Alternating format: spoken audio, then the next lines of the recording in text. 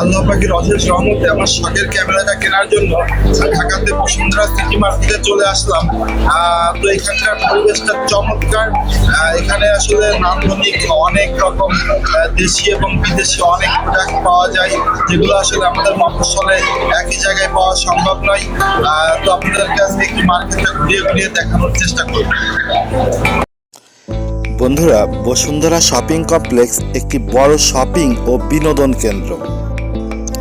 এটি একটি 19 তলা বিশিষ্ট ভবন, যার 8টি প্রধান তলা শপিং মল হিসাবে ব্যবহৃত হয়।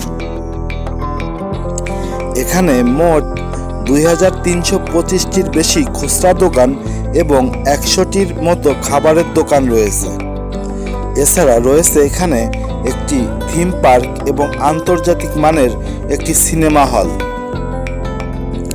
এটি কেনাকাটা, বিনোদন এবং সামাজিক কার্যকলাপের জন্য একটি জনপ্রিয় স্থান।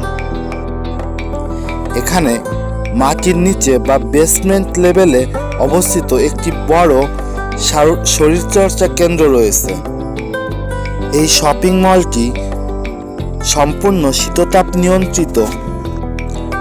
এটি ঢাকা নগরীর আধুনিকায়নের অন্যতম প্রতীক হিসাবে বিবেচিত হয়। বিভিন্ন তথ্য মতে জানা যায়, এই মার্কেটটিতে প্রায় প্রতিদিন 25,000 লোক এই বিপণী বিতান পরিদর্শন করে থাকেন। এটি বাংলাদেশের সর্বপ্রথম পশ্চিমা ঢঙে নির্মিত প্রথম বহুতল এবং বাণিজ্যিক ভবন। এখানে আপনারা পেয়ে যাবেন আন্তর্জাতিক মানের ক্যাফেটেরিয়া। এই শপিং মলের পাশেই রয়েছে সোনারগাঁ এবং ইন্টারকন্টিনেন্টালের মতো নামি দামি 5 তারকা হোটেল, যার কারণে এখানে প্রতিদিনই বিদেশি ক্রেতারা ভিড় করে থাকেন। বসুন্ধরা সিটি শপিং মল প্রতি সপ্তাহের মঙ্গলবার বন্ধ থাকে।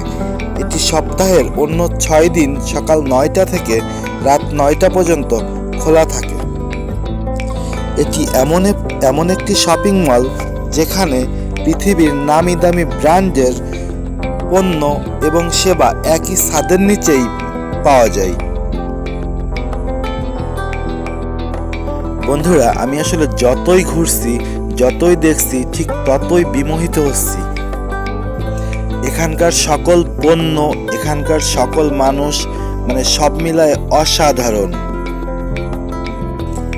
আমার কাছে মনে হচ্ছে আমি যেন কোনো পশ্চিমা দেশে চলে এসেছি। আপনাদের যদি কখনো সুযোগ হয়, অবশ্যই এই মার্কেটটি পরিদর্শন করবেন। আশা করি অবশ্যই আপনাদের অনেক অনেক ভালো লাগবে। এখানকার রেস্টুরেন্টগুলোতে আপনারা বিদেশি অনেক আইটেমের খাবার পেয়ে যাবেন। যদিও তুলনামূলক দামটা অনেক বেশি, তবে খাবারগুলা অনেক মুখরোচক।